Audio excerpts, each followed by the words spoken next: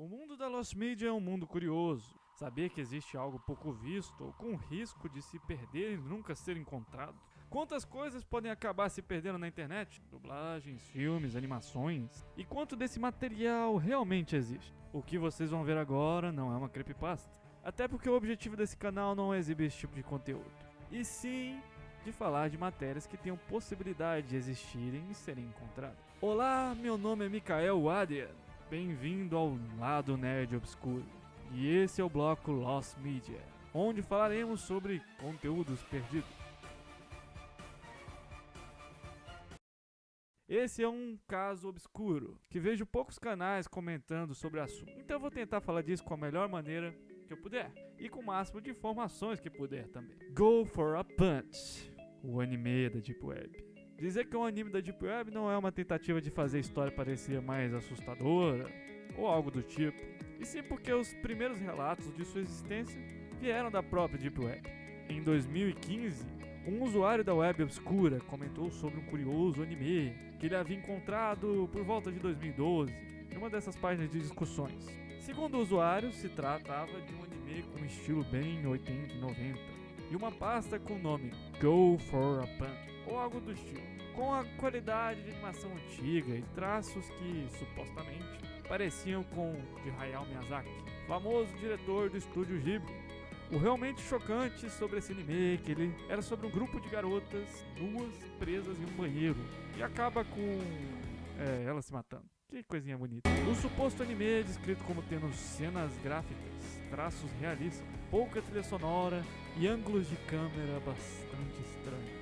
Outro usuário comentou nesse post que parecia bastante com um anime de nome Saki Sonomashi, mas é como esse nome é conhecido por algumas outras pessoas. Porém, se você der qualquer pesquisada no Google, vai descobrir que esse anime não existe, ou pelo menos nenhuma informação sobre ele pode ser encontrada, sendo provavelmente ou outro anime perdido, ou apenas um usuário dando uma trollada para aumentar o mistério.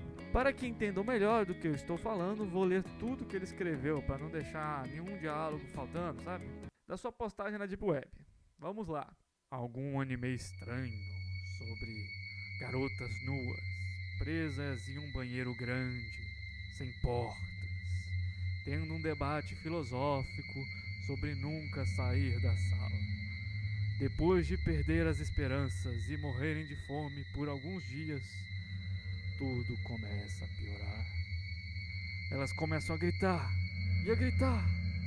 Então todas cometem suicídio, sendo esmagando a cabeça no chão ou coçando o pescoço em pedaços ensanguentados. Um caso aconteceu de uma garota que ajudou a outra a se afogar na pia, porque ela estava pedindo por isso, já que não podia fazer isso sozinha.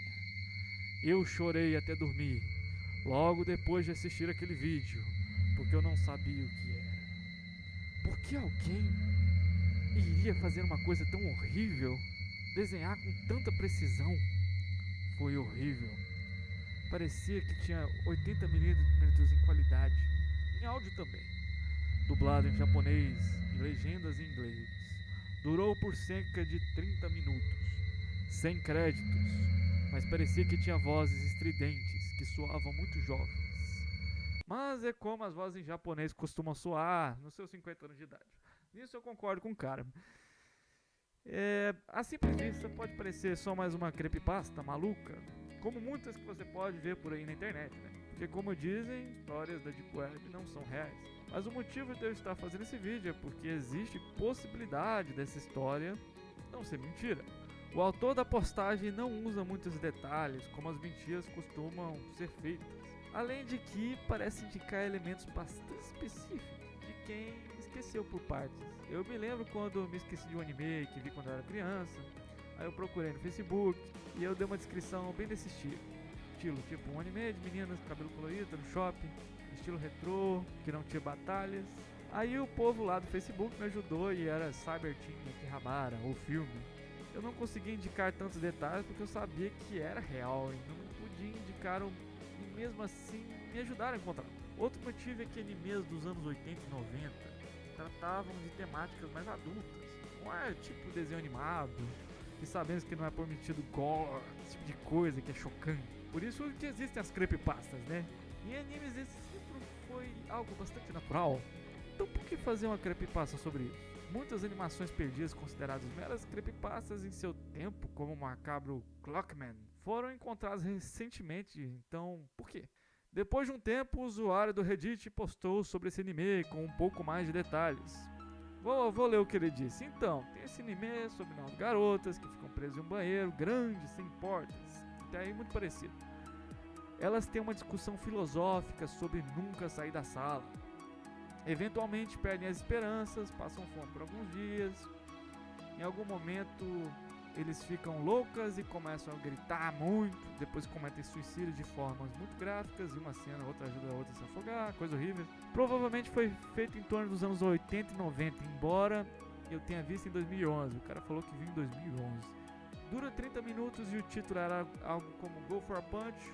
Ou melhor, o nome do vídeo no site era Go for a Punch PPPPPDL barra algum código composto por letras e números, com 0, com um texto em japonês que só aparecia como caixas para o espectador. Alguém disse que o título era Saki Sonobashi, mas eu tenho certeza que está errado, pois esse nome não produz nada no Google. Ou seja, Saki no Sonobashi alguém deu uma trollada aí, eu acredito nisso. Não tinha música instrumental, apenas um ambiente ocasional. Havia também muitos ângulos de câmera estranhos. O estilo era um pouco parecido com o de Miyazaki, com os personagens tendo olhos pequenos e espaçados.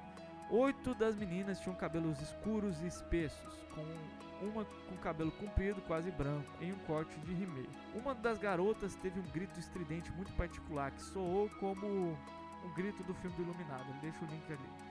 Algumas pistas surgiram sobre isso, o cara pergunta. Esse outro usuário, que muitos dizem ser o mesmo anônimo da postagem da Deep Web, oferece um pouco mais de detalhes. Como a quantidade de meninas presas, que eram 9, o corte de cabelo de uma delas, o período que ele assistiu, que foi em 2011. Se foi o mesmo usuário da postagem da Deep Web, se explicaria por que a memória é tão confusa. Também existem mais detalhes de como elas se matam, como ele descreve por aí, mas nenhuma informação sobre o que era, né? Então não é muito útil. Muitos anos se passaram e em 2018 outra peça apareceu para confundir esse quebra-cabeça. Um usuário do Twitter chamado Fabiaski, desculpa aí, fez uma postagem dizendo estar procurando um estranho mangá com diversas semelhanças a Go for a Punch. Eu vou ler o que esse usuário disse. Algum de vocês pode me ajudar? Eu tenho procurado por um mangá específico, mas não me lembro o nome. Era sobre 3 estudantes do ensino médio que ficam presas em uma sala e sobre suas vidas e outras coisas. Eu lembro que todos acabam se matando no fim. É a informação que o cara disse. E o usuário continua. Para ajudar, uma das garotas se afoga e outra bate na casa do concreto. Alguém pode me ajudar? Sei que é real. Depois dessa postagem, diversos usuários abriram a possibilidade de existir um mangá com a mesma premissa. Será uma adaptação de algum mangá? Será que o autor da postagem original se confundiu? Após muita procura, só se encontrou 2 mangás com uma abordagem parecida, embora um deles tenha surgido depois do suposto Go for a Punch. O primeiro é um mangá chamado Brain the Mage, meu English very good, que segue uma premissa parecida, de garotas presas em uma sala e algumas morrendo. Provavelmente, já que surgiu depois de 2011, dizem que quem escreveu esse mangá se inspirou nessa creepypasta. Se for uma creepypasta, né? E o outro é dito pelo autor do tweet como tendo um estilo parecido, um mangá chamado Dragon Head, mas nenhum tendo as características semelhantes ao post inicial sobre o assunto, nem mesmo o anime. Depois de um tempo, o autor do Twitter fez uma comemoração e postou um estranho link de um vídeo do YouTube. Se você abrir o link, verá que o vídeo foi deletado. Um dos usuários perguntou para Fabiaski o que tinha naquele vídeo. E ela respondeu, continha scans do mangá. Parecia que finalmente esse mangá poderia ser encontrado, só precisávamos achar esse vídeo. Infelizmente, o vídeo original não tinha nada disso. E Fabiaski parecia mais um troll de mau gosto. Bem, o vídeo original não continha scans. Pelo que as pessoas conseguiram pegar, era um vídeo macabro de um cara chamado Happy Blood Valentine Days, de muito mau gosto. E é um homem quebrando os dedos e jogando sangue pra falar a palavra Happy Valentine Days. Tudo a ver, né? O vídeo foi compartilhado em diversos fóruns sobre o assunto até ser deletado. É, porque é muito interessante você ver um vídeo do cara quebrando os dedos e tacando sangue. Que divertido, né? O usuário que falava sobre o mangá não passava de um horrível troll. Provavelmente não existe nenhum envolvimento entre o mangá e esse anime.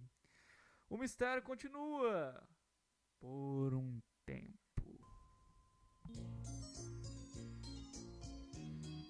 Bem, existe um movimento artístico japonês que poderia se encaixar o que é descrito nesse suposto anime.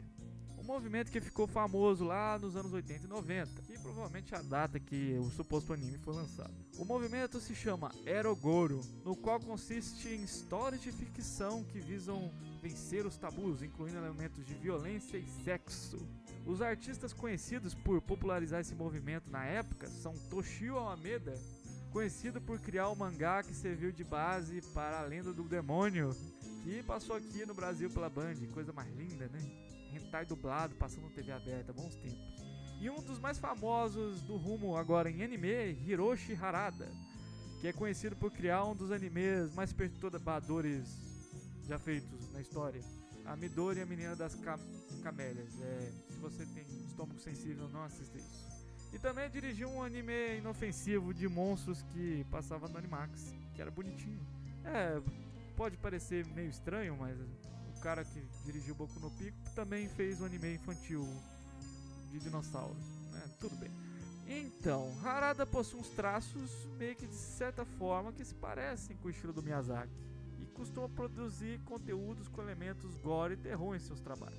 Pensando nisso, muitos começaram a teorizar que Go for a Punch poderia ser um dos seus trabalhos, que de certa forma vazou na internet. Limit Paradise foi o primeiro trabalho do Harada como animador, um curta-metragem de, olha só, 40 minutos e que foi transmitido uma vez apenas em uma tela de cinema. Harada disse possuir uma cópia que já lançará só depois que ele morrer, né? Não tentem matar o cara para ele lançar isso, tá? Não façam isso, coitado. Que é uma história que ele fez quando ele tinha os seus 19 anos de idade, uma época que sofria bastante bullying. Eu suponho que seja algo bem edgy, porque essa é a idade da gente ser edgy. Depois eu faço um vídeo explicando o que é edgy. Harada é conhecido por dirigir bastante conteúdo gore nesse período. Diz que o curta tem uma qualidade baixa, com 8mm, olha só, e ângulos de câmera bastante estranhos. Será que é o Go for a Punch? Algumas características parecem bater. Você pode encontrar informações sobre ele em seu canal do YouTube, vou deixar o link aqui na descrição. Você pode encontrar informações sobre o filme e sobre o Harada, né? Ele é um youtuber. Porém, Harada faz posses com a trilha sonora desse filme, então a teoria de que o curta não possui trilha sonora é meio que cortada. Em conclusão, não existem informações concretas sobre esse anime. Será que existe? Será uma creepypasta? Será um mangá? Um anime perdido do Hiroshi Harada? Essas são as informações que eu consegui obter sobre esse assunto. O mistério continua em aberto. Se mais informações surgirem, não vou deixar de informar vocês. Então se inscrevam, curtam esse canal.